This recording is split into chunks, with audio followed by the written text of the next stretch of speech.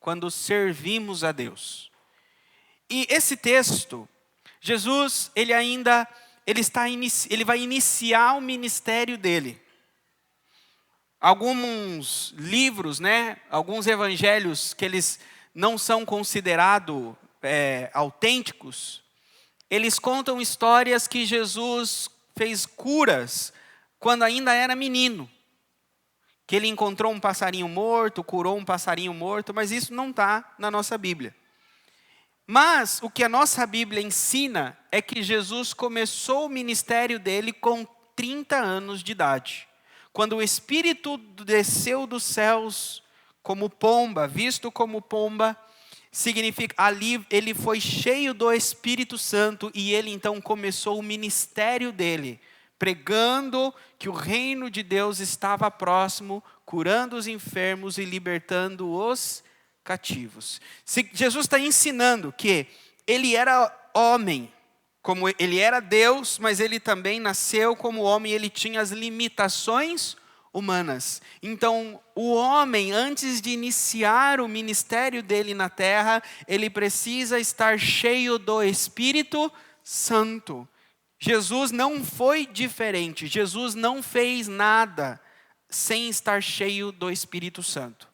E quando ele foi cheio do Espírito Santo, a gente pensa o seguinte: quando estiver cheio do Espírito Santo, eu vou estar canela de fogo. O bicho vai pegar, onde eu entrar o poder vai manifestar, o diabo vai correr e o negócio eu vou abalar a terra. Vem Espírito Santo, é isso que a gente pensa. Jesus foi cheio do Espírito Santo, na verdade a Bíblia diz que ele andava na plenitude do Espírito. E quando o Espírito Santo veio sobre Jesus e encheu Jesus, sabe o que a Bíblia diz? Versículo 1, capítulo 4, versículo 1. E então foi conduzido Jesus pelo Espírito para ser o quê? Tentado pelo diabo. Aí a gente fala, não, esse Espírito eu não quero. Se o Espírito Santo me encher para eu ser levado para o deserto e tentado pelo diabo, não é esse Espírito que a gente quer. Mas é o caminho, é o processo. Se nós queremos ser cheios do poder de Deus, nós precisamos primeiro ser testados por Deus. Deus testa aquele que Ele entrega grandes coisas. Por quê? Porque Deus prova a nossa vida. E Jesus foi testado, provado, ele foi levado para o deserto. E diz que lá no deserto ele jejuou 40 dias e 40 noites. E aí então ele teve fome. E quando Jesus teve fome, aí o bicho apareceu. Satanás veio e falou assim para Jesus: se você é filho de Deus, transforma essas pedras em pães. E Jesus disse para ele: não, nem só de pão viverá o homem, mas de toda a palavra que sai da boca de Deus. Jesus rebate Satanás com a palavra de Deus. Ele rebate a mentira com a verdade. Depois Satanás diz para ele: não, já que você é bíblico, então você só responde com a Bíblia. Satanás leva Jesus para o pináculo, para um ponto alto, um lugar alto do templo, e diz o seguinte para ele: se você é o Filho de Deus, joga daqui para baixo. Aí vem Satanás: porque está escrito, dará ordem aos teus anjos para te guardarem. Então se joga que os anjos vão te guardar. E Jesus disse o que para ele? Não, também está escrito: não tentarás o Senhor teu Deus. Sabia que esse texto que Satanás cita para Jesus é Salmo 91? Sabia que é esse texto que todo mundo abre em casa para espantar Satanás da sala? A Bíblia está até amarela no Salmo 91. O bicho memorizou. Ele citou para Jesus lá 2000 anos antes. Não adianta de nada, a Bíblia não é amuleto, a palavra de Deus não é amuleto. A Bíblia diz que Satanás, os demônios, eles sabem os versículos, eles conhecem as Escrituras. Então não é nós abrirmos a Bíblia e começarmos a ler a Bíblia para uma pessoa endemoniada que o demônio vai sair dela.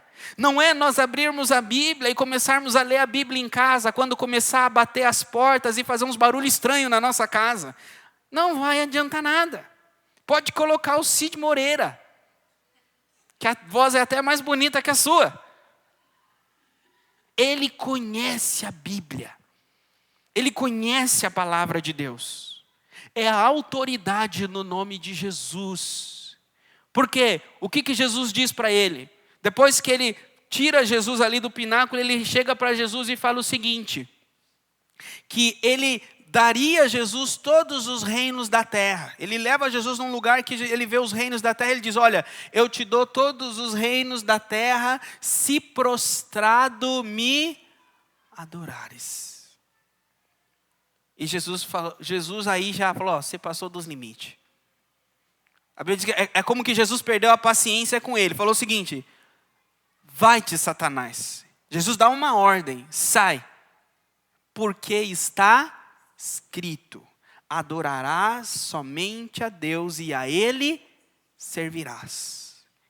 Então ele dá a ordem para Satanás, porque ele tem autoridade para isso. Mas por que ele tem autoridade? Porque ele anda dentro da palavra. Jesus anda dentro da palavra.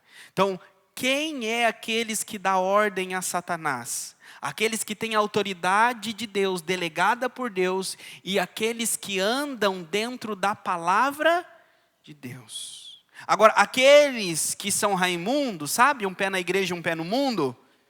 Aqueles que não têm convicção da fé, aqueles que falam assim: a vida é difícil. Se Satanás manifesta, irmão, você não pode dizer para ele: sai. Ele vai dizer assim: hoje você manda eu sair, amanhã você manda eu entrar. Hoje você me manda sair, amanhã você me convida. Então não tem como, ele não vai obedecer. Para que nós tenhamos autoridade no mundo espiritual, nós não podemos dar nenhum espaço na nossa vida, no nosso espírito, para o diabo. Dar espaço, irmãos, é o seguinte: são áreas da nossa vida que a gente gosta do que ele nos dá. Não é escorregar, não é pecar. Todo mundo peca, todo mundo falha. Nós pecamos, temos convicção do nosso pecado e nos arrependemos. O problema é que são áreas que às vezes a gente sabe que peca e a gente não abre mão delas. A gente às vezes se entristece, fica ali chateado por alguns dias que pecou, mas depois você faz o quê? Você volta. Você volta para o seu vômito, você volta para aquilo que você jogou para fora. Então, quando nós temos esse comportamento, nós perdemos a autoridade no mundo espiritual e precisamos recuperá-la. Mas o que Satanás está tentando aqui, Jesus, é sobre a adoração. E Jesus traz para ele, fala para ele, Êxodo 34, adorarás somente a Deus e a Ele servirás. E eu quero falar para vocês com esse assunto hoje. Como que nós adoramos a Deus através do nosso serviço? Quando servimos a Deus, estamos adorando a Deus. E para isso eu quero que primeiro vocês entendam o que é adoração.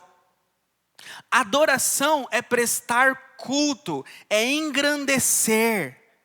Adoração é você elogiar. Nós adoramos, o povo adorava um Deus, quando eles criam naquele Deus. Eu posso pegar uma folha aqui que vocês não vão usar, irmãos? Qual dessas eu posso pegar? Qualquer uma?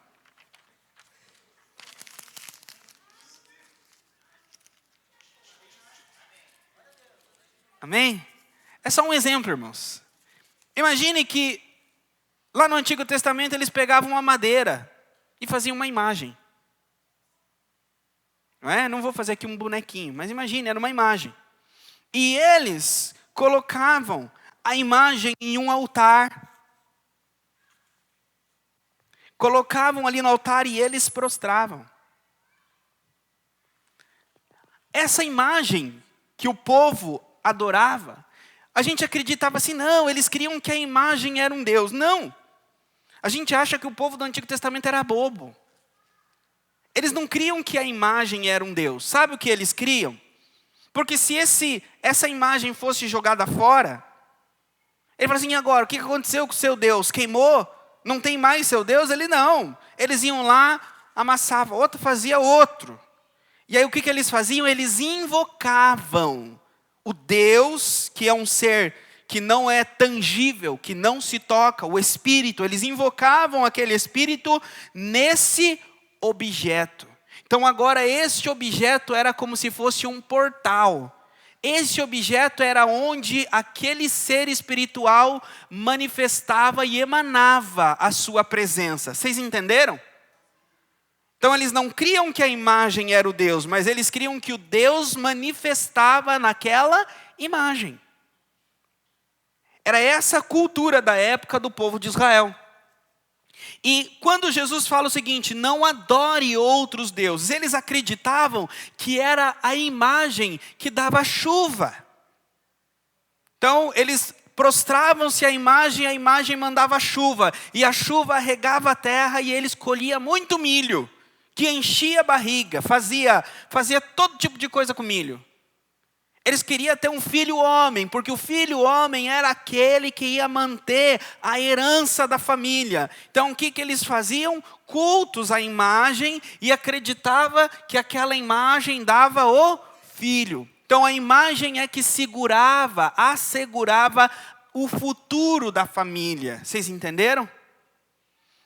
Eles faziam sacrifícios à imagem por saúde. Porque eles não tinham os atendimentos, os conhecimentos científicos médicos que nós temos hoje. Então, para os nossos dias, sabe o que a gente vai chamar esse povo? Supersticioso. Não, esse povo é supersticioso demais. A gente sabe hoje, pastor, como que se forma a chuva. A gente sabe que são as nuvens, os trovões. Esse povo chamava tudo de Deus. É um povo meio atrasado, supersticioso, porque eles confiavam nessas coisas. Eles adoravam essa imagem porque eles confiavam que a imagem dava tudo isso.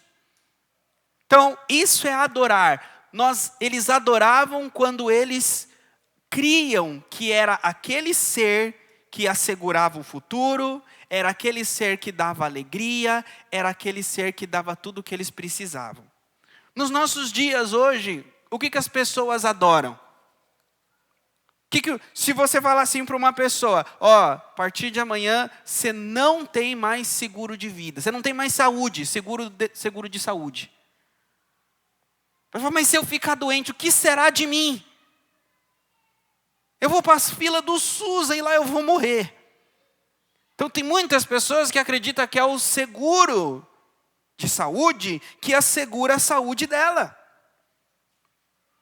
Agora imagine o adorador de Baal conversando com aquele que adora Unimed nos nossos dias. Entendeu? O tempo passou, mas não mudou. O que é adoração? Adoração é aquilo que a gente acredita que se a gente perder, se for tirado de nós, a nossa vida acabou. Se tirar o meu filho, minha vida acabou. Se tirar o meu marido, minha vida acabou. Se tirar meu emprego, se eu perder meu emprego, minha vida acabou. Eu não sei, eu perco o chão. Nós precisamos ter, esses que nós perdemos o chão, é o que provavelmente aonde nós nos prostramos. Por quê? Porque é dali que nós buscamos a nossa alegria, o nosso conforto, a nossa satisfação. E Jesus está dizendo, não adore.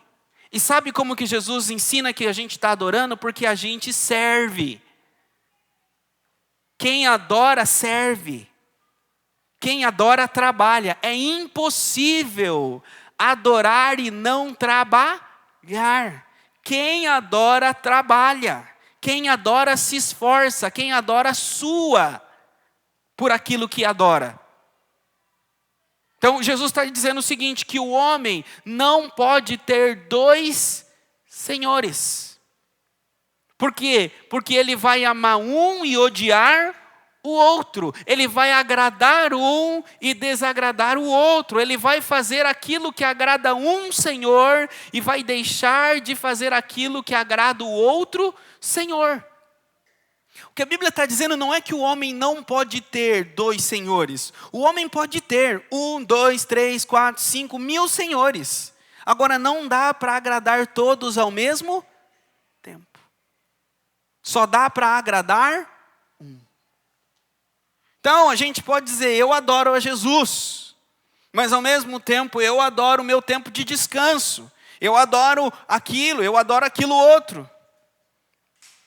Agora não tem como agradar Jesus e agradar o outro Senhor.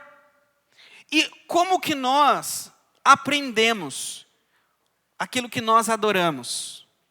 A Bíblia ensina o caminho da abnegação e do amor. Esses 2 pontos que eu quero tratar com vocês a respeito da adoração. Paulo disse o seguinte, queridos, como exemplo para nós de Jesus. Ele disse que o amor de Cristo nos constrange, me constrange. Ele disse, um morreu por todos, logo todos morreram. Para que aqueles que vivem não vivam mais para si mesmos, mas vivam para aquele que morreu e ressuscitou. Ele está dizendo o seguinte, eu sirvo a Jesus porque ele me constrangeu, o amor dele me constrange. Eu não consigo viver mais para mim mesmo. Eu morri para mim mesmo. E agora eu vivo para Cristo. A adoração, irmãos, ela envolve a abnegação. Não tem como adorar Jesus sem abnegação. Sabe, eu abro um parênteses aqui para falar para vocês. Sinto que está ficando um clima pesado no ar, silêncio. É verdade, irmãos, é pesado mesmo. Mas, irmãos, não tem outro caminho. Eu não posso esconder de vocês a verdade, a realidade. Eu preparo vocês para a eternidade, irmãos. Eu preparo vocês para o dia que vocês estiverem frente a frente com o Senhor, naqueles portões celestiais e entrando para o descanso eterno. Duas situações vieram na minha vida essa semana, dentro dessa palavra. Uma delas, eu estava numa reunião de pastores hoje e eu escutei do pastor Joel e entrou na minha cabeça e é verdade, eu gostaria de compartilhar com vocês. E a mesma coisa que serve para mim como pastor, serve para todo aquele que crê. Irmãos, aquele que serve a Cristo, que foi chamado a Cristo para trabalhar na obra, Jesus disse, de graça receberei, de graça daste. Pastor não cobra salário. Pastor, ele chega numa igreja e fala assim, pastor, a igreja pode te pagar 5 mil reais por mês. Glória a Deus, trabalha por 5 mil. Deu um problema na igreja, esvaziou a igreja. Pastor, agora só dá para pagar 500. O que o pastor faz? Amém. Continua trabalhando. O mesmo que ele fazia. Ele não fala assim, como vocês só me pagam 500, então Gêmeos eu não dirijo mais. Pregação agora de 30 minutos cai para 15. Visita só faço uma vez por semana. Não.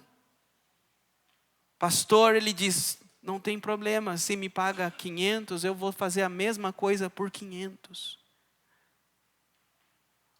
Pastor, não dá nem para 500, então vou trabalhar de graça. Por quê? Porque não é pelo dinheiro, não é pela recompensa, mas é para Jesus. É Ele que é a nossa recompensa, é o sangue dele a minha recompensa.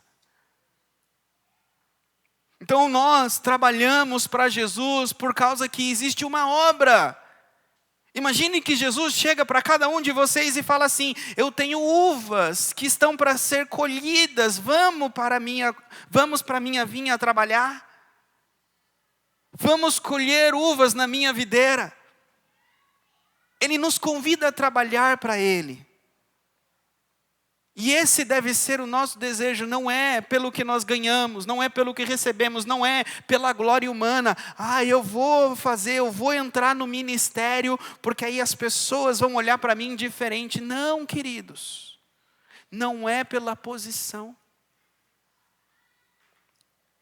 E uma outra coisa que veio no meu coração essa semana, enquanto eu orava, queridos, acredito que já faz umas 2 semanas, eu não sei do futuro. Mas, imagine, eu estava orando pensando depois que eu morresse. Falei, pastor, 34 anos, já está pensando na morte. Irmãos, eu quero viver como se eu fosse morrer amanhã. Eu já penso na minha morte, porque como eu penso na minha morte, molda como eu vivo. E eu estava orando, e eu falei assim, Senhor, a tua palavra diz, em Apocalipse, que vai ter o Armagedon, a guerra. E diz que em Apocalipse 19, Jesus está sentado num cavalo branco. E diz que miríades estão com ele. E ali somos nós, que estaremos posicionados com ele na guerra final. Aí assim, pastor, mas eu achava que eu ia estar nos campinhos verdes jogando vôlei. De regatinha no céu, descansando. Agora o senhor vem com essa história que eu vou para o negócio de guerra final. De Armagedon, achava que eu ia descansar. Achava que era férias. Eu não sei, irmãos.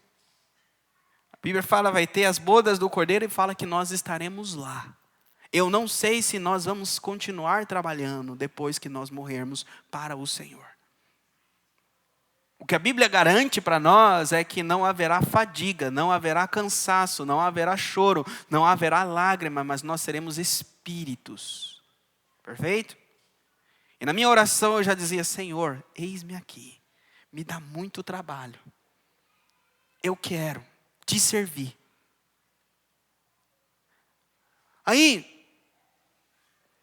eu pensei, irmãos, e se Jesus falasse assim para mim? Johnny, eu vou te dar o trabalho, só que é o seguinte, você vai voltar. Eu não acredito em reencarnação, mas se, você vai voltar. E você vai trabalhar lá.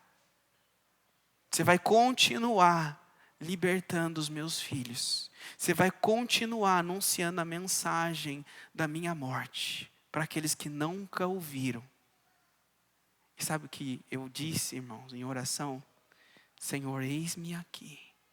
1000 vezes até que o Senhor venha. Que é melhor trabalhar para Jesus do que descansar no céu. O nosso descanso é trabalhar para Ele.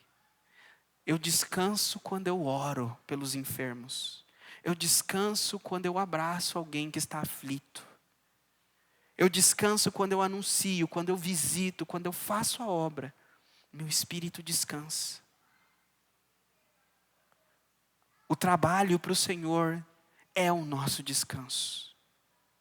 Paulo disse o seguinte, olha, ainda que o meu exterior esteja a se desgastar, interiormente eu sou renovado diariamente. Não estou dizendo, irmãos, que eu não canso. Irmãos, cansa. Às vezes deito no sofá, deito na minha casa e só acordo no outro dia. Toco o despertador para acordar na madrugada, orar, vou lá e desligo. Porque cansa o corpo. Mas eu não estou com, o meu espírito não fala assim, pede férias. O meu espírito não chega em Mariporã, faz o balão e volta para São Paulo porque não quer nem ver Mariporã. Ânimo. Sabe quando você está assim? Quando você sabe que você vai sair de casa e já vai enfrentar o problema na segunda-feira e você não quer ir? Você desvia, você pensa, meu Deus, o que eu vou fazer? Sabe o que significa isso? Significa que o seu interior não está aguentando mais. O seu interior não está se renovando.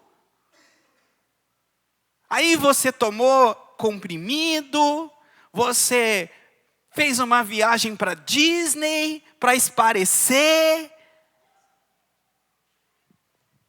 E quando você voltou, no avião, que você via assim, ó, São Paulo por cima, você já, meu Deus do céu, segunda-feira.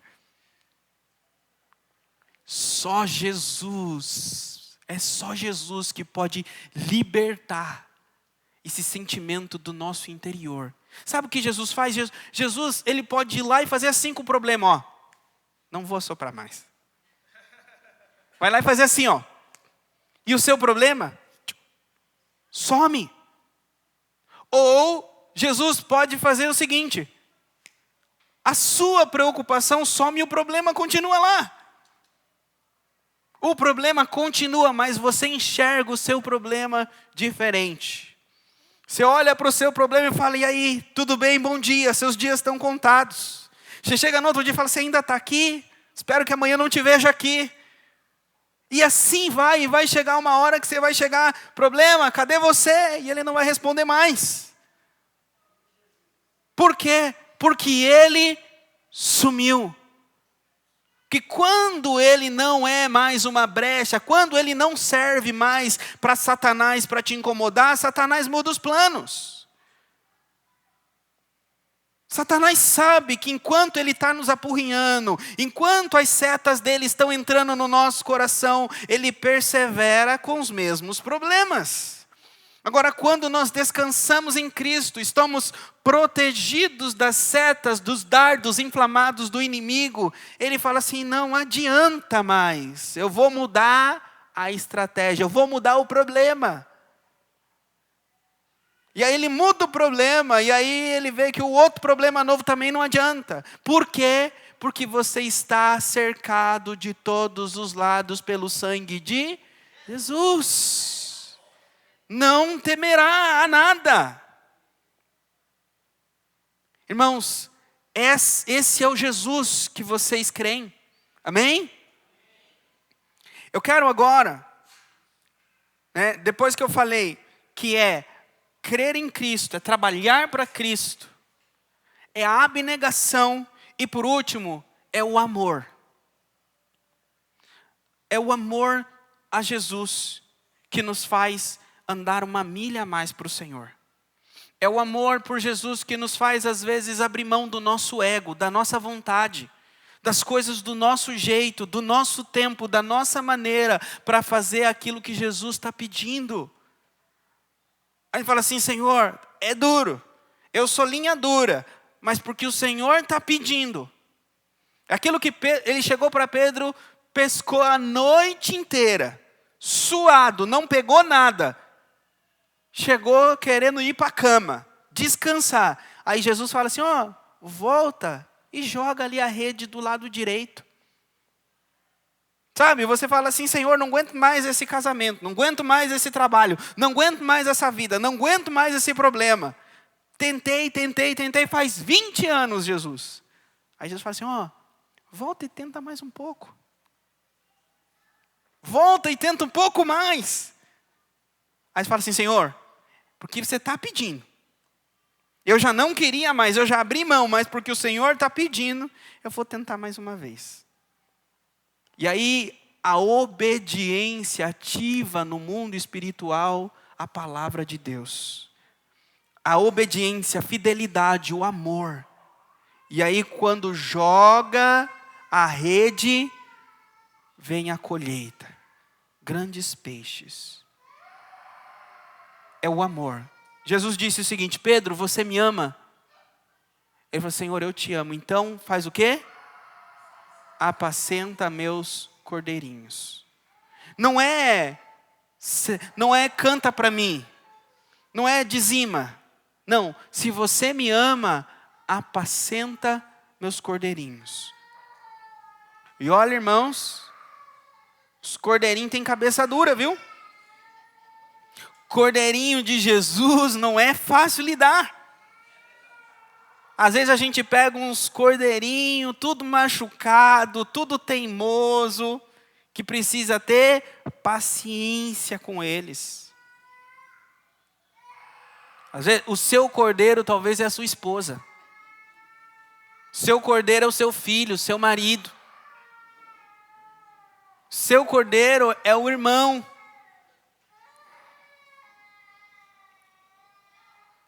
Às vezes, para você, o cordeiro de Jesus é você ficar aqui até mais tarde, tomar um café e conhecer os cordeiros de Jesus. Amém, queridos? Eu quero orar agora por vocês. Eu quero orar por pessoas. Primeiro, pessoas que sentem que estão espiritualmente frias. Porque hoje está falando de pessoas que servem a Deus. Sabe, a palavra de Deus conta uma parábola que Jesus, um homem, ele convidou para um banquete algumas pessoas, entregou convites. Imagina, o casamento era assim, irmãos. Deixa eu explicar isso aqui para mim chamar vocês para orar, para colocar para vocês entenderem. Na época da Bíblia, um casal, ele fazia um contrato de noivado. E quando o noivo tivesse a casa, tudo pronto, ele vinha para o casamento. Pegava a noiva e fazia a cerimônia. Só que ele já entregava os convites. Então, no noivado, ele já entregava os convites para os convidados. Os convidados que viriam, estavam então aguardando. Não tinha data.